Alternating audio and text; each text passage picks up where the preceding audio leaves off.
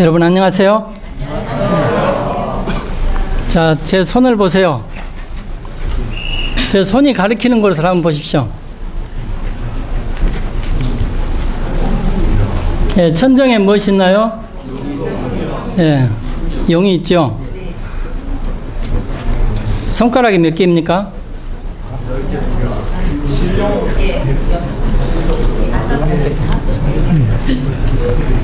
7개 손을 가진 용이 지금 우리 천정에 모셔져 있습니다.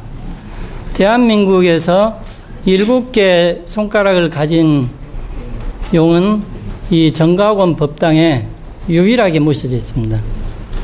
이 법당은 광해군 12년, 지금부터 394년 전에 건립이 돼서 바로 이 자리에 바로 이제 광해군이 여기서 친정을 폈던 곳입니다. 그리고 여러분들이 앉은 자리는 바로 이제 조선 왕조에 이런 백성들이 들어올 수 있는 곳이 아니고 아주 문무백관들만 이 자리에 할 수 있는 곳을 우리가 지금 함께 하고 있습니다. 자주적인 조선을 세우고자 했던 광해군이 5개의 용이 아닌 7개의 용을 세우고 또 그 정책을 폈던 이 자리가 또 조선 500년은 유교를 받들고 불교를 업신여겼어요. 그 자리에 이제 의자회 부처님을 모시고 우리가 오늘 이제 법석을 펴는 인연을 아주 뜻깊게 생각을 합니다. 그리고 이 자리는 이제 세종대왕이 이렇게 이제 한글을 창제한 그 내력과 이 비밀을 오늘 소개를 하려고 합니다. 우리가 이 자리에서 잠깐 눈을 감아보세요. 우리가 타임머신을 타고 지금 우리가 앉은 자리는 광해군 임금이 이렇게 하교를 내리는 문무백관의 자리에 우리가 앉아 있습니다. 이 자리에서 우리가 시간을 좀 더 거슬러 가서 이 세종대왕이 계셨던 그런 시대로 우리가 시간 이동을 함께 해보도록 하겠습니다.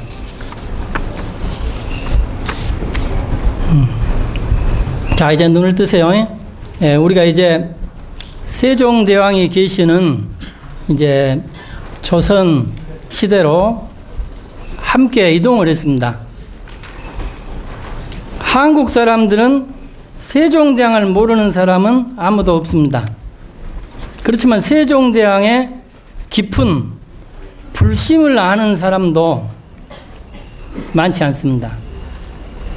세종대왕이 지녔던 깊은 불심.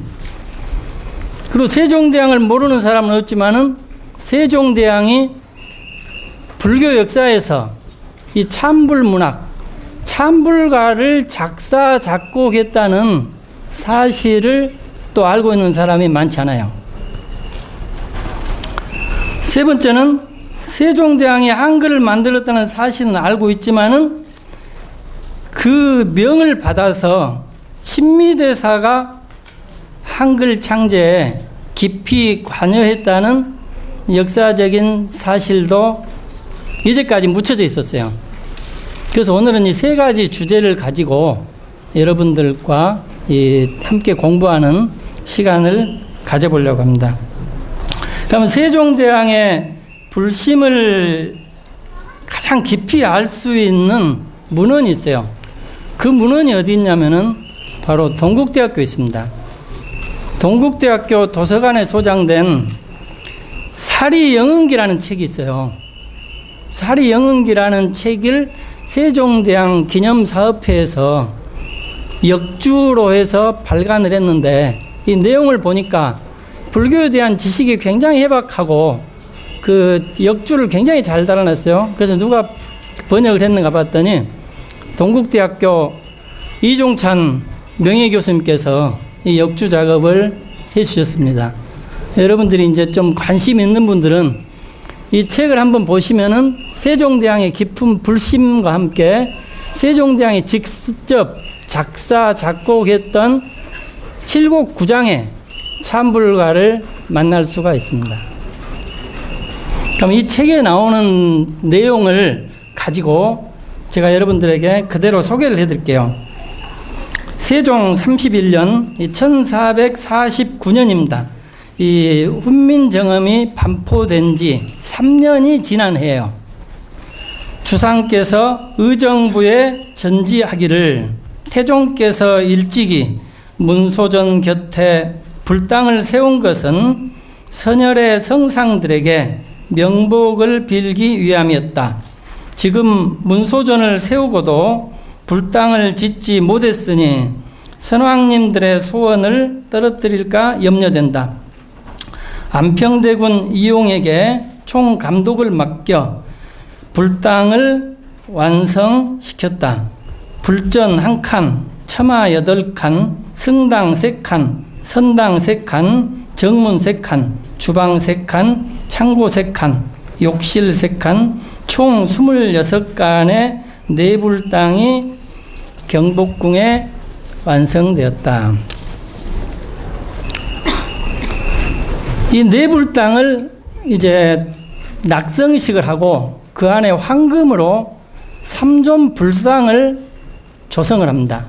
그리고 관세음보살 나한상을 또 모시고 이제 점안식을 하는데, 점안식을 하기 위해서 이 세종대왕이 어떤 영을 내리냐면은 대궐에서 전부 목욕 재개를 해요.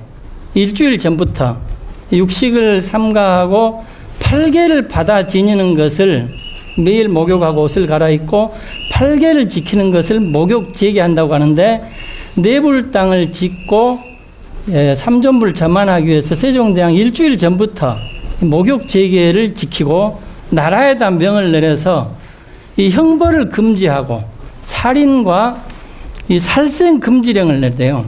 그 소를 잡는 도살 행위까지 금지해서 이 부처님을 모시는 뜻을 경건하게 받들 것을 이제 세종대왕이 직접 명을 내립니다. 그리고 이제 신미대사를 비롯해서, 신미대사는 그때 대자암에 계셨어요. 대자암은 태종의 아들을 모시는 원찰입니다. 거기에 계시던 신미대사를 내불당에 증명법사로 모시고 그 당시 조선의 고승대덕 51명을 내불당에 초대를 해요. 지금의 이제 경복궁 안에 내불당을 짓고 51명의 큰 스님들을 세종대왕이 직접 초대를 합니다.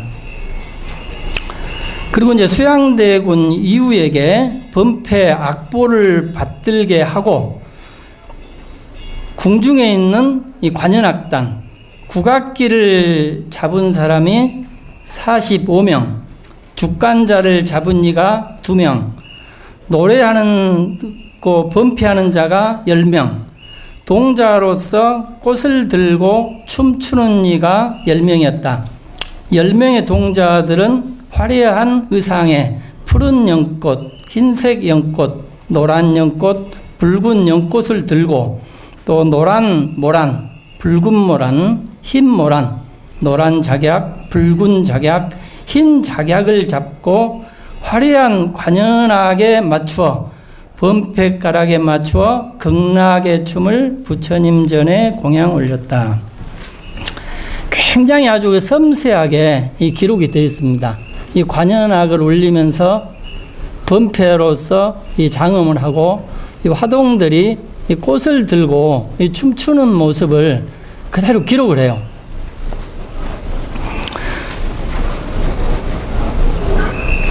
주상께서는 효령대군 이보, 이구, 이유, 영대군 이엄 등에게 명하여 부처님을 직접 모시고 가게 하였다. 불상이 교태전에서 정원을 거쳐 현무문으로 나와 절로 향하니 꽃을 뿌리고 당번을 세우고 법나를 불고 법고를 울리며 범패를 열창하니 그 신묘한 장엄과 하늘음악에 모든 사람들이 감동의 눈물을 흘렸다. 삼존불의 점안이 끝나고 설법 자리를 펴고 낙성식을 하였다. 세종은 안평대군 이용과 이염을 불러 너희는 골룡포 2벌과 침수양 한 봉지를 가지고 가서 부처님께 공양 올려라. 그리고 신미대사와 스님들에게 이르기를 나의 효성이 어찌 감히 부처님의 영감에 합격할 수 있겠느냐. 그러나 대덕들의 법력에 의지하여 감흥을 얻는다면 역시 가신 분을 천도하는 마음에 만족하지 않겠는가. 불사리를 구하고자 한다면 오늘이 아니고 다시 어느 때를 기다리겠는가. 오늘 밤에 정성으로 간절히 애걸하기를 부지런히 하리라. 이 세종이 부처님께 발언한 내용을 그대로 적어놨습니다. 세종대왕이 내불당을 건립하고 낙성식과 삼존불 점안불사를 봉행하면서 준비시킨 내용과 그 자리에서 했던 말씀이 사리영흥기에 자세하게 기록되어 있다. 세종대왕의 발언을 들은 대중들이 대왕의 서원이 과거 보살들의 큰 서원과 다를 바가 없습니다. 부처님의 자비는 사물에 대응하여 나타남이 달이 강물에 찍히는 것과 같고 골짜기가 메아리로 응답하는 것과 같습니다. 대중들이 정수리와 팔뚝에 연비하고 참여하면서 삼존불에 기도하니 모두 261인이었다. 안평대군 이용과 신미대사가 골룡포를 올리고 수양대군 이우가 향을 살아 올리니 범패 한곡조가 서가모니부를 장엄하게 불렀다. 진과 북이 점점 빨라지며 대중들의 연불소리도 고조되어 연불산매에 빠져들었다. 그때 대중들이 외쳤다. 불전에 빛이 난다. 바라보니 사리탑 앞에 사리 두가가 출현하여 밝은 빛을 내뿜고 있었다.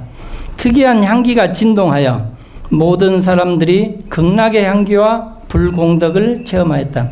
세종은 곧바로 최읍에게 명하여 골룡단 2필과 채색비단 2필을 불사리에 공양하였다. 아울러 그 자리에 함께한 대중들에게도 견직천을 선물하였다. 그때 모인 대중들이 함께 발언하였다. 우리들은 오늘 성상에 은혜로운 덕을 입어 친히 세존을 예배하고 공양할 수 있었으니 가섭 안한가 무엇이 다루오리까. 이 도량의 대중들은 미혹을 벗어나서 깨달음을 이루고 열애의 지혜 바다에 들어가기를 발언합니다. 이에 서로 향을 바치고 분신사리에 예배하였다. 세존과 보살 팔부신장을 체험한 기쁨으로 스님과 신도들이 서로 마주보며 큰 절을 올렸다. 부처님 당시 영산회상이 재현된 듯한 감동이 일어난다. 세종대왕이 내불당 낙성식과 삼존불 점안행사를 지극한 불심으로 장엄하게 받드는 모습이 그 법회에 함께 참여하는 뜻 생생하게 전해진다. 조선 초기 서거정 강희맹과 함께 3대 문장가로 꼽히는 김수원이 세종의 명을 받아 직접 기록으로 남긴 것이 현재 동국대 도서관에 소장되어 있는 사리영흥기이다.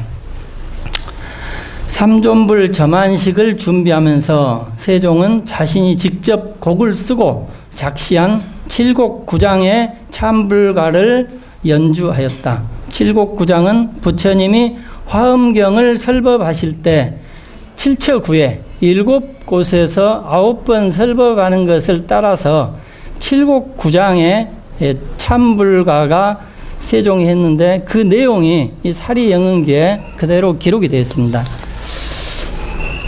그래서 칠곡구장의 이 참불가를 제가 세종이 지었던 내용을 소개를 해드릴게요. 첫 번째는 7개의 범패가락인데 앙홍자지곡, 이 나라에 부처님의 자비가 널리 퍼져가기를 바라는 노래. 아름다운 음악을 듣거나 이 범패를 들으면은 우리들 마음에서 악심이 사라지고 이 선심이 일어납니다. 그래서 이런 범패 가락을 통해서 자비심이 일어나서 이 자비가 널리 퍼져가기를 바라는 노래가 첫 번째 이 범패예요. 두 번째는 발대원지곡. 사람들의 큰 서원이 이루어지기를 바라는 노래. 세 번째는 융선도지국. 이 나라의 선업이, 악행이 사라지고 선업이 융성해지기를 바라는 노래. 네 번째는 묘인연지국. 이 나라 사람들의 인연이 아름답게 꽃 피어나기를 바라는 노래. 다섯 번째는 보법운지국. 이 나라의 불법이 구름처럼 피어나기를 바라는 노래. 여섯 번째는 연감노지국. 이 나라 사람들이 영원한 생명을 깨닫기를 바라는 노래. 일곱 번째는 의정해지국. 이 나라 불자들이 닦음과 깨달음이 둘이 아님을 깨닫는 노래. 이것이 7개의 이제 번패라고 하는데, 이 이름만 이렇게 전해져요. 이것이 어떤 이제 번패를 우리가 새롭게 이 뜻을 따라서 재현할 필요가 있습니다. 그 다음에 9개의 참불가는 가사가 이제 그대로 내려오는데, 제가 이것을 그 세종 참불가라는 이름으로 다시 그 재현해야겠다는 생각으로 운율을 맞춰서 정리를 했습니다. 이렇게 한번 합장해가지고 세종 참불가를 한번 따라 해보겠습니다. 삼보님을 찬탄합니다. 시방세계 살리시는 빛. 가엾어라 크신 그 공덕. 지혜롭고 자비로운 님. 중생 인연 있으라. 마음 다해 귀하오니 뒤바뀐 업 없애주소서. 이제 운율에 따라서 한번 따라 해보세요. 시방세계 살리시는 빛.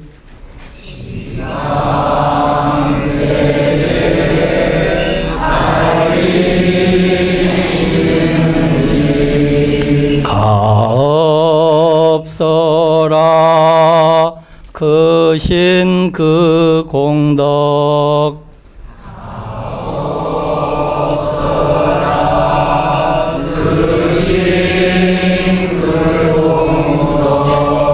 지혜롭고 자비로운 님.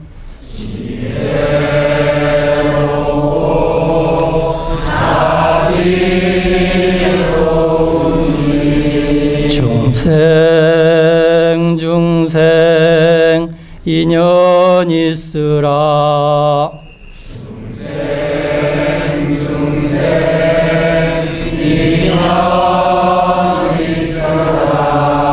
마음 다해 귀하오니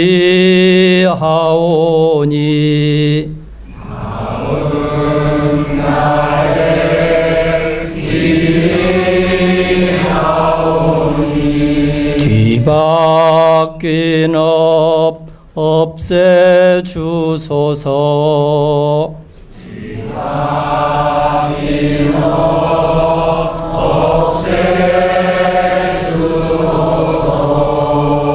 나무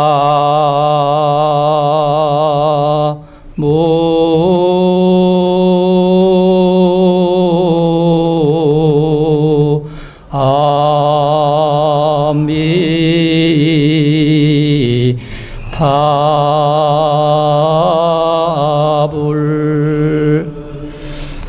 여러분, 이런 가사를 세종대왕이 직접 했다고 생각이 안 들죠? 이런 가사가 9개 계속 이어집니다. 첫 번째는 찬삼보, 삼보님을 찬탄하고, 두 번째는 법신부를 찬탄하고, 세 번째는 보신부를 찬탄, 네 번째는 화신분을 찬탄, 그 다음에 이제 다섯 번째는 약사에레를 찬탄하고, 그 다음에 여섯 번째는 아미타불을 찬탄, 일곱 번째는 보살승을 찬탄하고, 여덟 번째는 팔부중을 찬탄하고, 그 다음에 아홉 번째는 당신의 이제 조상 영가들을 위해서 그 찬탄하는 희명자라는 곡을 했어요. 이 약사일의 찬탄은 한번 법신불부터 가사만 일러드릴게 한번 따라해 보세요. 진실하신 장엄세계여 항상 밝고 고요하도다. 둥근 세계 한결같으니 보리심의 열매 거두네. 거룩하신 법신 부처님 모든 생명 빛을 주시네. 보신불을 찬탄합니다. 진리의 빛 베푸시는 님 만덕장엄 거룩하여라. 끝이 없는 빛나는 국토 십지보살 꽃을 피우네. 한결같이 법을 베푸사 의심금을 풀어주시네. 화신불을 찬탄합니다. 밝은 지에 걸림이 없어 삼천세계 다 비추시네. 백억 화신 두루 나투어 근기 따라 설법하시니 감노법문 훌륭하셔라. 큰 자비로 중생 건지네. 약사불을 찬탄합니다. 욕계 색계 무색계 지나 유리광불 약사정토다. 대의왕불 약사부처님 12대원 치유의 손길 병든 중생 깨침 주시네. 병도 없고 몸도 없다네. 아미타불을 찬탄합니다. 생명의 빛 광명의 노래 영꽃나라 아미타열에 내 가슴엔 꽃비 내리고 큰 기쁨이 넘치는 나라 아미타불 연불을 하면 연꽃으로 맞아주시네. 보살승을 찬탄합니다. 보리심을 쉼없이 닦아 중생 고통 두루 건지네. 업의 뿌리 깊이 살피고 슬픈 중생 안아주시네. 열반세계 물리치시고 인간 세상 이롭게 하네. 여덟 번째는 팔부중을 찬탄합니다. 방편의 힘 크나큰 서원 낮투시는 위엄과 덕행 악행 끊고 선업 닦기로 부처님께 맹세하였네. 인간 세상 보살피시니 불자들의 수호신일세 영가님을 찬탄합니다. 아득해라 우리 선조님 멀고 멀어 쫓을 길 없네. 이마음아 공경하여라. 삼보시어 자비 베풀고 선망부모 공덕을 닦아 깨달음을 얻게 하소서. 세종대왕의 9개 참불가 중에서 첫 번째 삼보님을 찬탄하는 거하고 마지막 그 세종대왕이 이 공덕으로 자신의 그 영가들이 모두가 깨달음을 얻도록 축원하는 노래입니다. 마지막 것만 함께 운줄에 맞춰 해보겠습니다. 아득해라 우리 선조님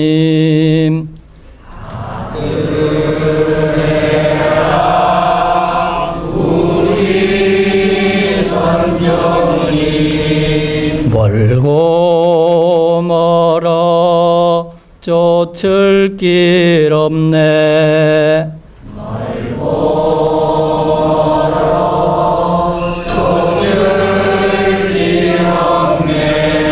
이 마음아 공경하여라.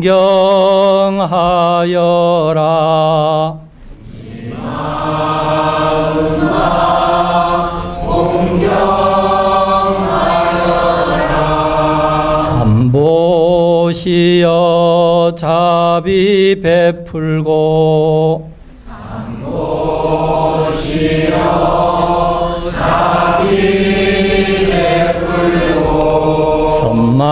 선망부모 공덕을 닦아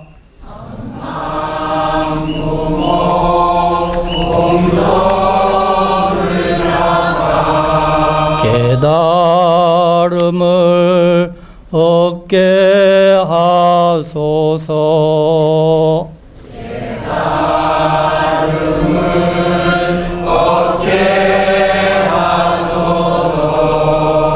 나무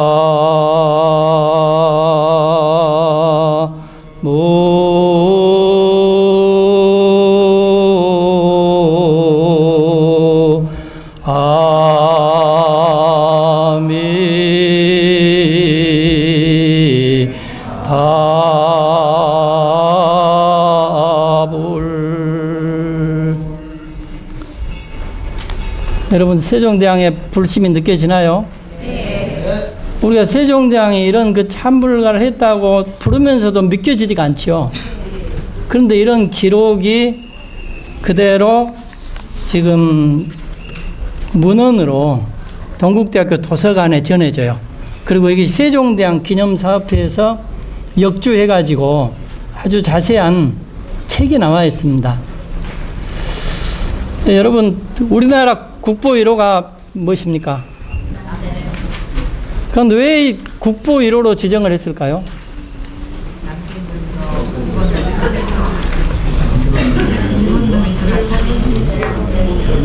그러면 보물 1호는 동대문은 왜 보물 1호가 됐을까요?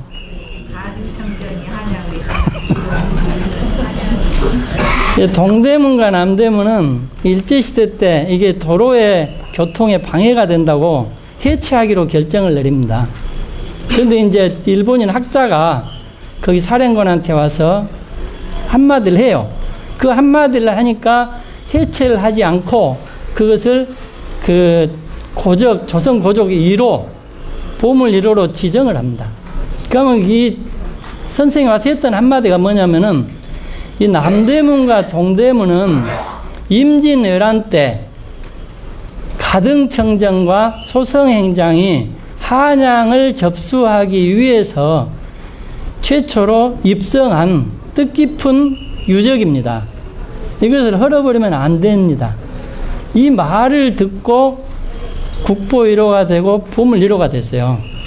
그런데 해방 후에도 이것이 그대로 지켜져 내려왔습니다. 그런데 이것이 이제 새로운 각성이 언제 일어났냐면은 노무현 정부 때 이것은 국보 1호의 사유로서 너무나 바람직하지 못하다. 이래가지고 문화재청에 국보 1호 해지 요청을 했습니다. 그때 문화재청장 유홍준 청장이 이것을 바로 잡기 위해서 이 기회라고 생각을 해서 문화재위원회에다가 이 의견을 냈어요. 근데 문화재위원회에서 국보는 우선순위가 아니고 하나의 지정번호고 국민들에게 혼란을 준다는 이유로 이것을 보류를 시켰습니다. 그러면 노무현 정부는 이것을 해지시키고 어떻게 하려고 했냐면은 훈민정음을 국보 1호로 하려고 했어요. 훈민정음을. 지금 대한민국 청소년들에게 대한민국 역사에서 가장 위대한 발명품이 뭐냐고 할 때에 가장 많은 대답이 한글을 꼽습니다. 두 번째 추구기, 거북선, 금속알짜 이렇게 이야기를 해요. 그러면 인류 역사에서 인류를 이렇게 발전시킬 수 있는 가장 중요한 요소가 뭐냐면은 바로 언어예요. 언어의 발명이 인류 문화를 성숙시키고 진보시켜 옵니다. 그러면 지금 이 지구상에 사람들이 쓰는 언어가 몇 개냐면은 6,900개가 있어요. 지금 사람들이 쓰는 언어가, 다른 언어가. 그럼 그 중에서 문자로 기록할 수 있는 언어는 56개입니다. 그런데 우리는 한글을 당연하게 여기지만은 세계 언어학자들이 볼 적에는 한글이야말로 인류가 발명해낸 가장 위대한 발명이라고 이야기를 해요. 그리고 이것을 그 한글을 보고, 훈민정음 해례본을 보고 한글이라는 문자에 감동을 받아가지고 매년 10월 9일이면은 한국 음식을 먹고 휴강을 하고 자기 동료 교수들과 이 제자들을 자기 집으로 초대를 해가지고 한글을 찬양하는 미국의 언어학자가 있어요. 한글을 찬양하는. 그리고 이 사람 덕분에 한글이 이 국제적인 어떤 지위를 얻게 됩니다. 이 사람 얘기는 이제 잠깐 이따 또 하기로 하고, 그러면 한글 세종대왕이 이런 불심을 가질 수 있었던 것은 그냥 불심이 생겨난 게 아닙니다. 세종대왕이 이렇게 불심을 갖도록 한 것은 세종대왕을 이끌어준 위대한 스승이 있습니다. 이 스승을 통해서 이 세종대왕은 아주 뚜렷한 그 스승에 대한 공경심과 스승으로부터 전해지는 불심을 받아 지니고 이걸로써 어떤 성군의 어떤 이름을 얻을 수가 있었다고 생각이 들어요. 그러면 이 세종대왕을 불심으로 이끈 스승이 누구냐면은 바로 이분이 김수원의 친형인 신미대사예요. 그러면 신미대사는 이제 그 어떤 역할을 했는지 한번 보겠습니다.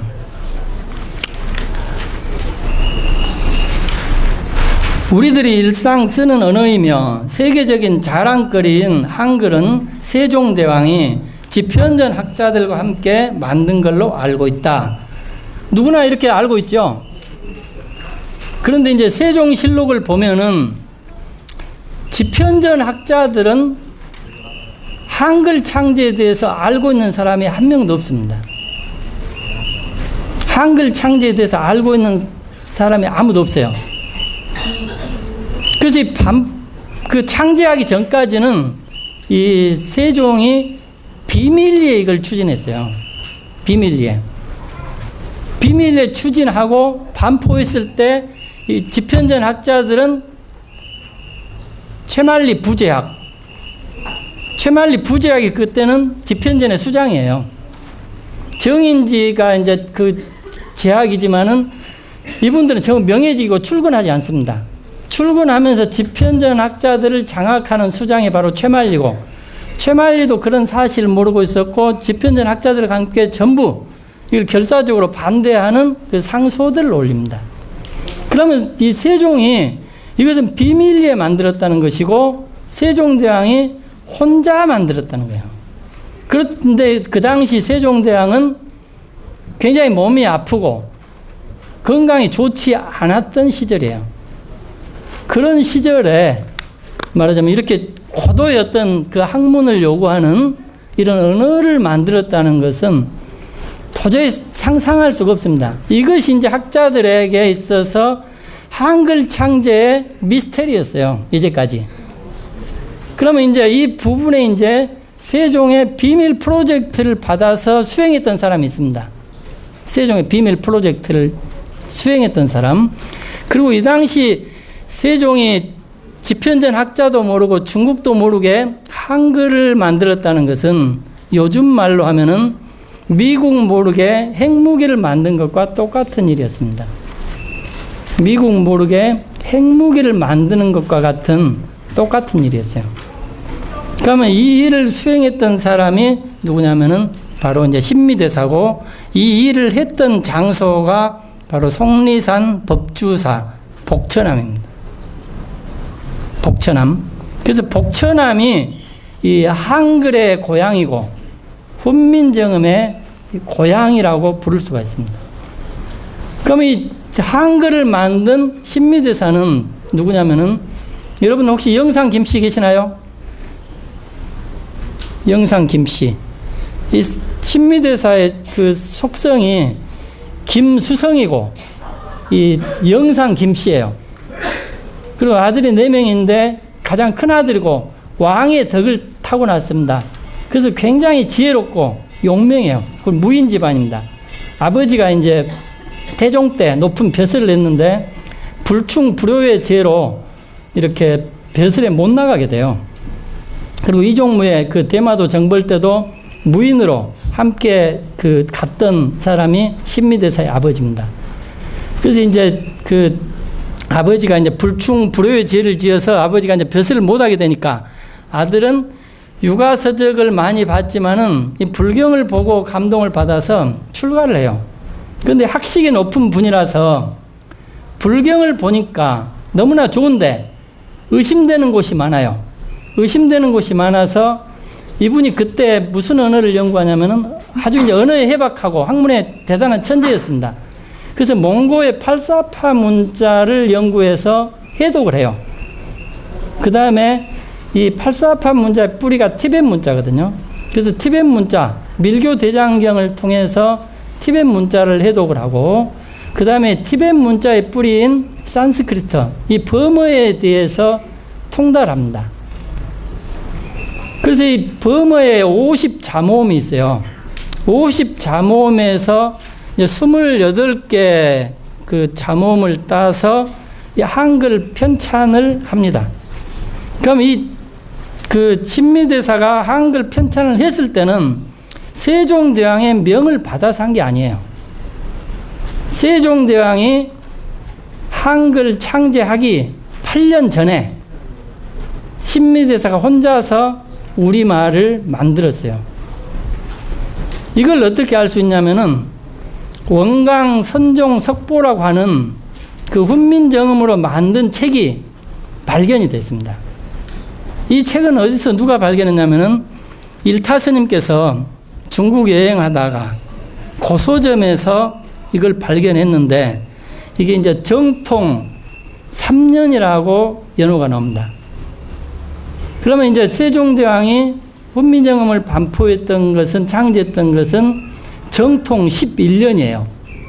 정통, 이거 명나라 연호인데 이미 8년 전에 이런 책을 만들었어요. 그러면 신미대사가 이걸 만들었던 이유가 있습니다. 그 이유가 뭐냐면은 출가해서 불경을 보니까 너무나 좋은데 이걸 읽을 수 있는 사람은 소수의 학자들에 한정되어 있더라는 거예요. 그래서 대다수 민중들은 이 불경을 읽지 못하고 보지를 못하고 깨우치지를 못해요.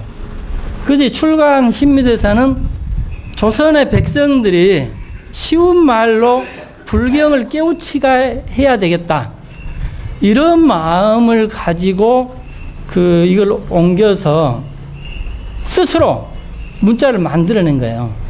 스스로. 그리고 이런 문자를 이제 세종대왕이 봤을 때 우리 조선의 일반 백성들이 읽을 수 있는 이런 글이 필요하다, 이런 생각을 가지고 신미대사에게 이걸 다시 정리를 해달라. 이래서 이제 3년간의 세월을 가지고 정리한 곳이 바로 속리산 법주사가 되는 겁니다. 그래서 이제 그 훈민정음 창제에 있어서 굉장히 중요한 문헌이 뭐냐면은 원각 선종석보. 원각 선종석보라는 건 뭐냐면은 크게 깨달은 부처님이라는 거예요. 중국에서는 그 부처님의 일대기를 뭐라고 하냐면은 석가보라고 합니다. 석가의 족보. 석가의 족보라는 이름으로 부처님의 일대기를 표현을 했어요. 그래서 이제 원각 선종석보라는 것은 바로 완전한 진리를 깨달은 부처님의 일대기라는 뜻입니다. 그러면 훈민정음을 만들고 나서 세종대왕이 가장 먼저 만든 책이 무엇입니까?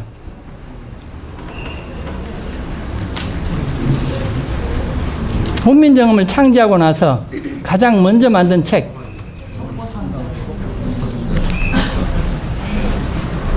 예. 맞습니다. 석보상절입니다. 석보상절 손 들어보세요. 예. 박수 한번 쳐주세요. 우리가 이제 석보상절이라는 이름은 다 알죠. 그러니까 석보라는 건 뭐냐면은 석가모니의 족보라는 뜻이에요. 그래서 이건 석가모니 일대기라는 뜻인데, 그럼 상절이라는 건 뭐냐면은 중요한 것은 상세하게 표현하고 덜 중요한 것은 간단하게 줄인다는 겁니다. 그렇게 해서 표현한 것이 석보상절이에요. 그러면 석보상절을 왜 표현했을까요? 세종대왕이.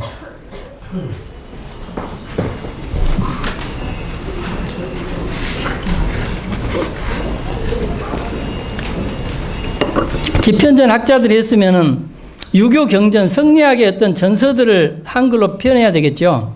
그런데 훈민정음을 만들고 가장 먼저 만든 책이 석보상절입니다. 그리고 이 석보상절을 만들어낸 스토리텔링이 있어요. 그 뭐냐면은 세종의 그 아내 누굽니까?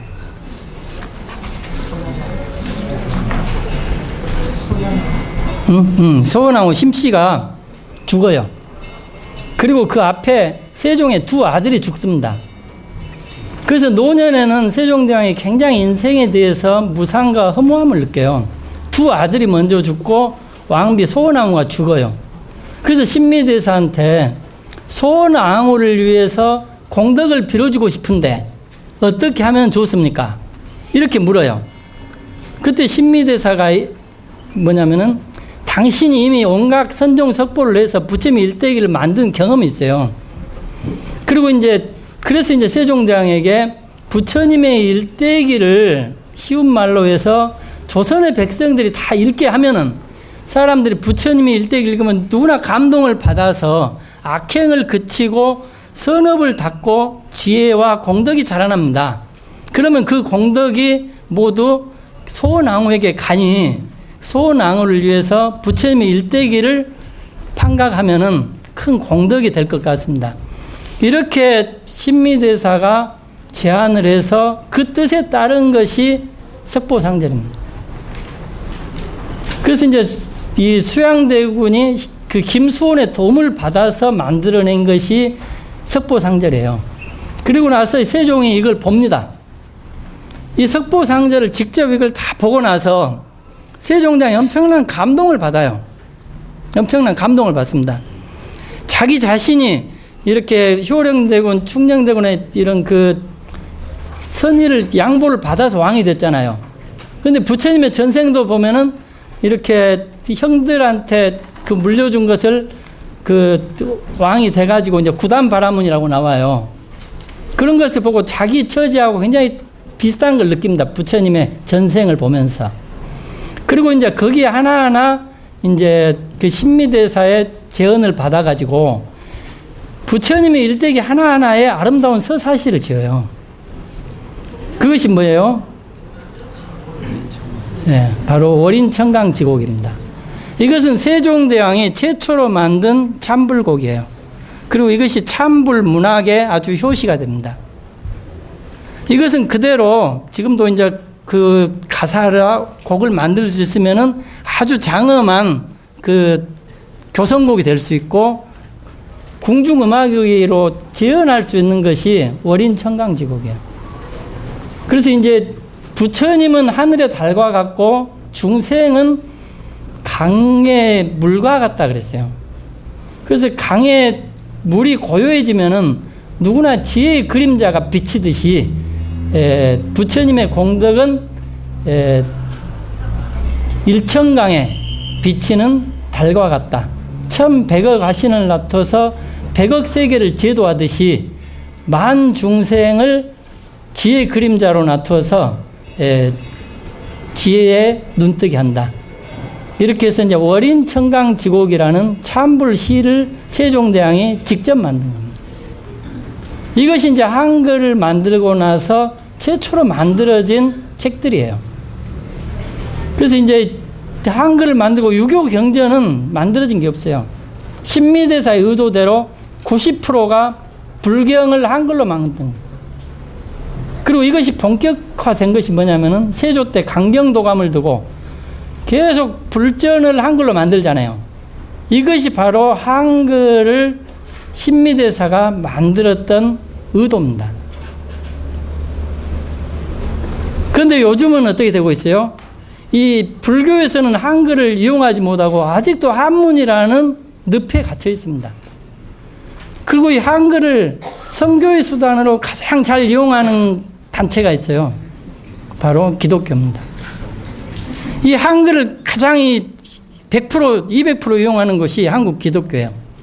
이 사람들은 성경을 전부 한글화해서 누구나 읽고 누구나 깨치고 누구나 이것을 복음을 전할 수 있게 만들었잖아요. 그리고 지금 이 사람들이 세계를 선교하기 위해서 뭘 만든지 아세요? 한국 기독교에서 세계 문자학회를 만들었어요. 세계 문자학회를 만들어 가지고 거기에서 문자 올림픽을 엽니다. 문자 올림픽을 열어 가지고 뭘 하냐면은 한글이 계속 금메달을 땄어요. 2연패. 그런데 거기 회장이 누구냐면은 회장, 후원회장, 그 홍보부장 전부 목사님들이에요. 한국을 중심으로 해서 한글을 중심으로 해서 기독교 복음을 세계에 전하는 취지로 세계 문자학회를 만들어요. 그리고 세계 12만 곳에 온 세계 12만 개를 한글 학당을 만들어서 한글 학당을 기독교 선교의 거점으로 삼고자 하는 것이 지금 한국 기독교의 지금 세계 지금 선교 전략을 한글을 이용해서 만들고 있어요. 그런데 이런 의지들은 처음에 누가 가졌냐면은 바로 신미대사가 가졌던 의도입니다. 조선의 백성들이 한문을 몰라서 불경을 모르니까 쉬운 말로 불경을 누구나 보고 깨쳐서 이것을 그 악행을 그치고 선업을 닦고 지혜와 공덕을 이루게끔 만든 문자가 바로 한글이었어요. 그래서 이런 뜻을 우리가 알 수 있으면은 우리가 너무 이 불교 종단이 그동안 이 신미대사에 대한 어떤 선양 사업에 이 소홀하게 했구나. 오히려 이런 그 정신적인 문화와 유산들을 기독교에서는 100% 200% 활용하고 있는데 우리는 너무 무지했다는 생각이 들지 않나요? 네. 앞으로 이제 사찰, 종단 이런 데서 제 생각에는 신미대사와 세종대왕의 사진을 모셔야 될 필요가 있다고 생각이 들어요. 세종대왕과 신미대사의 사진을 모시고 이 역사적인 진실을 이제는 우리들이 밝혀야 됩니다. 이제까지 이것은 너무 이제 묻혀 있었어요. 그 당시에는 신미대사의 이름이 드러나면은 신미대사가 죽어요. 유교 국가에서 승려가 문자를 만들었다? 이것은 용납될 수가 없는 일입니다. 그래서 신미대사는 철저하게 이름을 감추어서 이 세종의 뒤로 숨습니다. 그리고 이제 세종은 신미대사를 엄청나게 받들어요. 그래서 어떻게 받드냐면은 말을 타고 궁궐에 들어올 수 있는 특혜를 줍니다. 말을 타고. 그래서 그 당시에 왕사 제도는 없었지만은 세종대왕, 문종대왕, 이 세조대왕, 성종 때까지 왕사 역할을 하신 분이 신미대사예요. 조선 이성계는 무학대사가 왕사를 했죠. 그대로 왕사 제도는 없어졌는데 실제적으로 왕사 역할을 했던 분이 바로 신미대사입니다.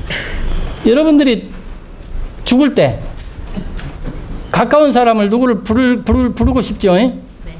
누구를 부르고 싶어요? 응? 아미타불을 불러요? 세종대왕이 임종을 맞이했을 때 누구를 불렀을까요? 세종대왕이 임종을 맞이했을 때 부른 사람이 바로 신미대사예요. 네. 임종을 맞이했을 때 후사를 부탁하고 장례 법요를 부탁한 분이 바로 신미대사입니다. 이것이 세종실록에 나와요. 장신의 침실로 신미대사를 부릅니다. 그리고는 이제 자기가 죽기 전에 신미대사에게 스승의 예를 올려요. 스승의 예를 올리고 그 신미를 위해서 지은 호를 내려요. 그 호를 한번 볼까요?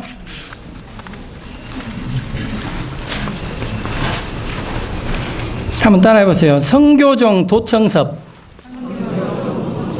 밀전정법, 비지쌍운, 우구기세, 온육무예, 해각존자. 이것이 바로 세종대왕이 죽음을 앞두고 침전으로 신미대사를 불러가지고 스승의 예를 바치고 나서 스승에게 올린 이름이에요. 세종대왕이 자기 스승에게. 보세요. 성교종 도총섭. 성교에 통달했다는 거예요. 선종과 교종에 완전히 통달한 위대한 스승이라는 뜻이 성교종 도총섭이죠. 그 다음에 밀전정법이라고 하겠습니다. 이 신미대사의 스승이 누구냐면은 하머대사예요. 하머대사. 이 금강경 오가에 그 서술한 분 있죠. 하머대사. 아주 대학자입니다. 현정론 금강경 오가에를 쓰신 분이고, 하머대사의 스승이 누구냐면은 나홍스님이에요. 나홍스님의 스승이 누구냐면은 지공스님이에요. 지공, 나홍, 무학. 이분이 조선 불교의 사마상이라고 해서 모든 절에서 모시고 불사를 합니다. 통도사고 송강사고 큰 절에 가면 전부 이 사마상을 다 모시고 있어요. 그러면 이제 지공, 나홍, 무학 이분을 모셨던 곳이 바로 저 양주 해암사예요. 그리고 이제 이것은 단순한 절이 아니라 조선의 별궁입니다. 이성계가 말년을 그곳에서 지내고 왕궁과 같이 장엄을 했잖아요. 또 조선 불교 마지막 그 중흥을 위해서 그 문정왕후가 거기를 대대적으로 불사를 하고 이렇게 보호스님을 모셨던 곳도 회암사예요. 그런데 문정왕후 죽고 유생들이 불질러 가지고 지금 이제 그 터만 남은 곳입니다. 그래서 그 유적들을 발굴해 보면은 그가 단순한 사찰 유적이 아니라 경복궁과 같은 왕실의 그런 석조 유물들이 많이 발굴이 되고 있어요. 그럼 그 절을 지었던 곳이 뭐냐면은 지공스님이 인도의 왕자입니다. 출가해가지고 나란다 대학 학장을 하다가 스리랑카로 가서 남전 불교의 정법을 잇고 또 티베트에 가서 티베트 불교의 정법을 이어가지고 원나라에 오신 분이 지공스님이에요. 그래서 서천의 108대 조사로 부릅니다. 이 법을 받은 분이 바로 나홍스님이에요. 나홍스님. 그래서 이분이 이제 인도 스님이고 티베트 스님이기 때문에 이때 티베트 대장경과 밀교 대장경이 국내까지 들어오게 됩니다. 그래서 지공, 나옥, 무학, 함어, 신미 이렇게 해서 불법이 맥이 이어져 왔어요. 그런데 이제 언제 이 맥이 바뀌냐면은 인조 반정이 일어나고 다시 명나라에 사대를 하면서 이 태고보우로 이 선맥을 바꿔버려요. 조선 불교에서. 그래서 본래는 지공, 나옥, 무학, 함어, 신미 이렇게 해서 조선 불교의 선맥이 이어져 왔다 그래요. 그래서 이제 이 두 번째 이름이 뭐냐면은 밀전정법입니다. 이 신미대사는 조선 불교의 정맥을 이어온 그 위대한 스승이다. 이런 표현이 밀전정법이에요. 그 다음에 비지쌍운, 지혜와 자비를 이렇게 새의 두 날개처럼 갖춘 분이다. 그게 비지쌍운이죠. 그 다음에 뭐예요? 우구기세. 크게 해봅시다. 우구기세. 이게 세종대왕이 가장 이렇게 내린 칭호 중에 가장 중요한 말입니다. 우구기세라는 것은 뭐냐면은 국왕을 도와 세상을 이롭겠다. 그 당시 조선의 승려가 국왕을 도와서 세상을 이롭게 한 일이 뭐 있겠어요? 바로 나를 정신적으로 리더해주고 이 한글 창제에 큰 공을 세웠다는 것을 표현한 것이 우구기세로 봅니다.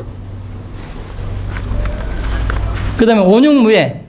어떤 질문에도 어떤 사상에도 걸림없는 지혜를 갖고 계셨던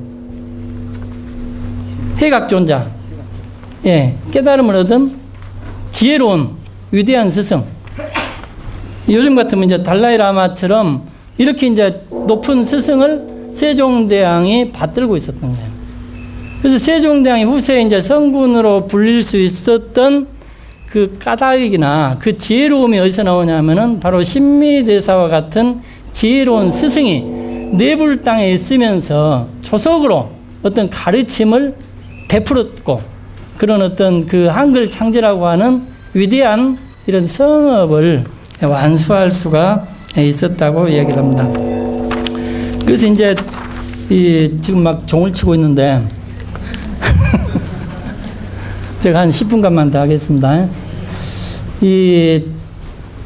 정찬주 작가가 신미대사에 관한 기록을 야사가 아니라 구전되는 이야기가 아니라 세종실록을 중심으로 해서 그 관계를 전부 뽑아가지고 이야기를 엮었어요.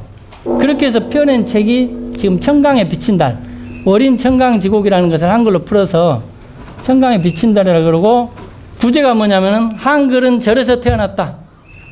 네, 한번 따라 해봅시다. 한글은 절에서 태어났다. 여러분들도 고향이 있듯이 우리 한글에 고향이 있습니다. 그 고향이 뭐냐면은 바로 속리산 복천암이에요. 그리고 거기에 이제 월성 스님께서 주지가 되면서 거기에 내려오는 복천보장, 그리고 거기에 나오는 비석, 거기에 나오는 유물들을 가지고 그 신미대에서 된 기록만 평생을 모았어요. 한 30년 동안을. 그리고 오는 사람한테마다 이 신미대에서 이야기만 했습니다. 그래서 이 정찬주 작가도 18년 전에 암자로 가는 길을 연재하면서 그 복천암을 갔는데 이 스님께서 계속해서 그 신미대사 이야기만 하더라. 암자에 대한 이야기는 하지 않고. 그런데 이 암자에가 무슨 그 극락전이 있는데 극락전에 아미타 삼존불이 있어요. 아미타 삼존불을 누가 모셨냐면은 바로 세종대왕이 시주한 겁니다. 세종대왕이 시주해서 거기 모셔진 아미타 삼존불이 있어요. 여기 신미대사의 그런 공덕을 기리면서 그 호를 내리고 그곳에 시종대왕이 직접 시주에 발원한 아미타 삼존불을 모신 곳이 바로 이제 속리산의 복천암이에요. 근데 지금 앞으로 10월 9일 한글날 있죠? 한글날에 지금 용산에가 한글박물관이 개관합니다. 한글박물관이 개관하는데 이 한글 창제의 실제적인 주역이라고 할 수 있는 신미대사 관련 어떤 기록이 한글박물관에 나올까요? 네, 아직 한마디도 아직 나오지 않습니다. 그래서 앞으로는 이것이 이제 불자들만 이것이 알고 있을 게 아니라 이 국가적으로 대중적으로 이 역사적인 진실을 알리고 밝히는데 이 불자들이 앞장서야 되는데, 그러려면은 내용을 자세히 알아야 되겠죠. 네, 내용을 자세히 알아야 되는데 그 한글 창제 신미대사 이렇게 인터넷 검색을 해보면은 많은 자료가 나와요. 그리고 이제 이 책을 보면은 이 전체적으로 얼개가 자세히 나옵니다. 앞으로 이제 우리 그 마가스미 달라이라마도 이제 초청 추진하지만은 그 신미대사 우리 불자들이 한글 선양 사업을 할 필요가 적극적으로 있어요. 그리고 이제 한글은 앞으로 이 디지털 시대에 국가 경쟁력 1번입니다. 국가 경쟁력. 한국이 IT 강국이 될 수 있었던 것은 바로 한글이 뒷받침됐기 때문이에요. 여러분들 핸드폰 꺼내보세요. 핸드폰에 보면 자판이 몇 개예요? 자판 12개입니다. 자판 12개에 효과적으로 문자를 얹힐 수 있는 가장 우수한 문자가 바로 한글이에요. 중국이나 일본에서도 지금 이제 한글을 배우는 바람이 일어나고 있어요. 왜냐하면 한문과 일본어로는 이 컴퓨터에 입력을 활발하게 못해서 알파벳을 통해서 이걸 입력시키는데, 앞으로는 이제 한글 자판을 이용해서 입력시키면은 몇 배 빠르게 입력이 됩니다.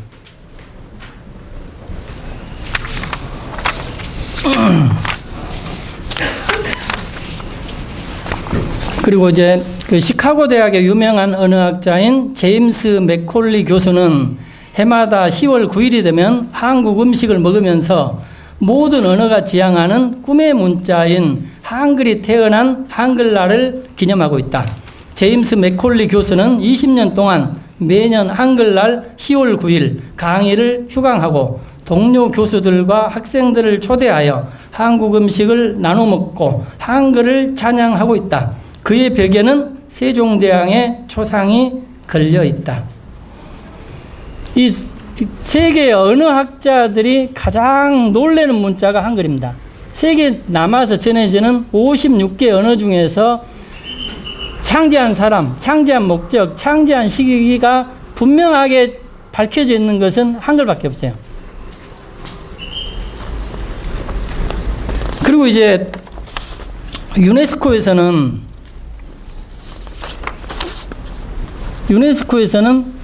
이 세종대왕의 날이 있습니다.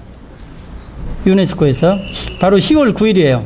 이 세종대왕의 날은 무슨 행사를 하냐면은 문맹태치에 기여한 개인이나 단체에게 상을 수상하는데 그 상의 이름을 세종대왕상이라고.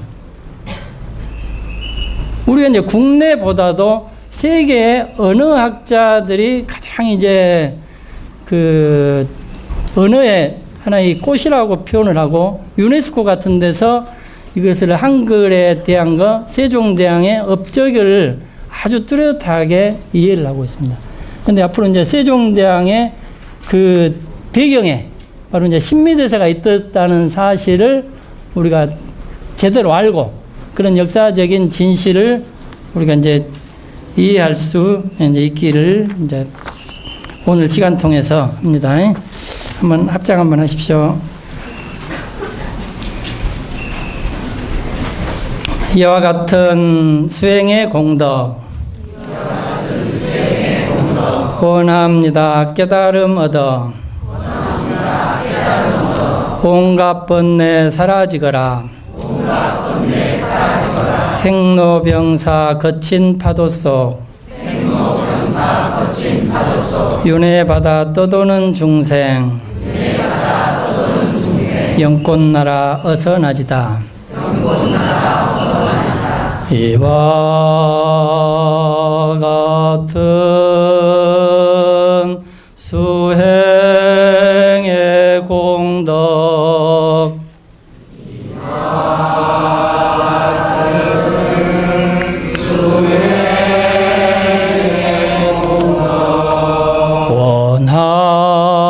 원합니다. 깨달으신 윤회받아 떠도는 중생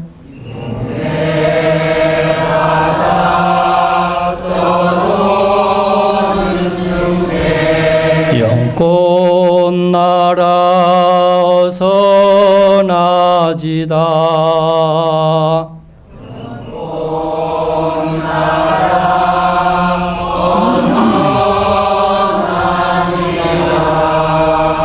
생명의 빛 광명의 노래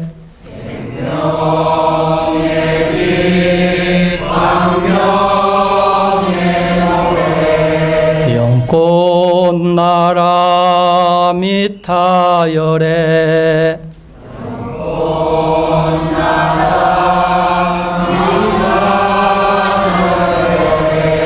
내 가슴엔 꽃비 내리고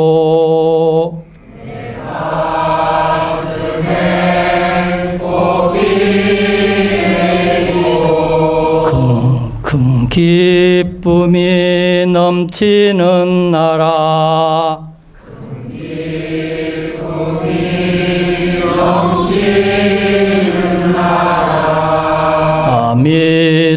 아미타불 연부를 하면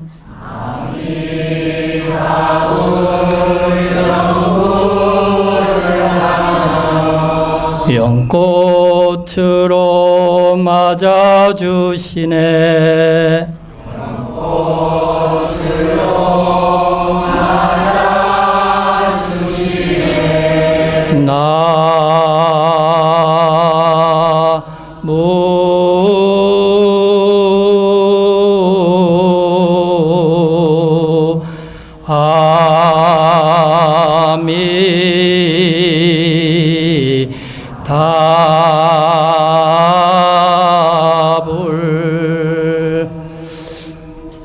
오늘 마가스님이 불러주시고 우리 광해군이 건립한 이 숭정전에서 세종대왕의 칠곡구장의 참불가를 여러분들과 함께하는 큰 법석을 만들었습니다. 감사합니다.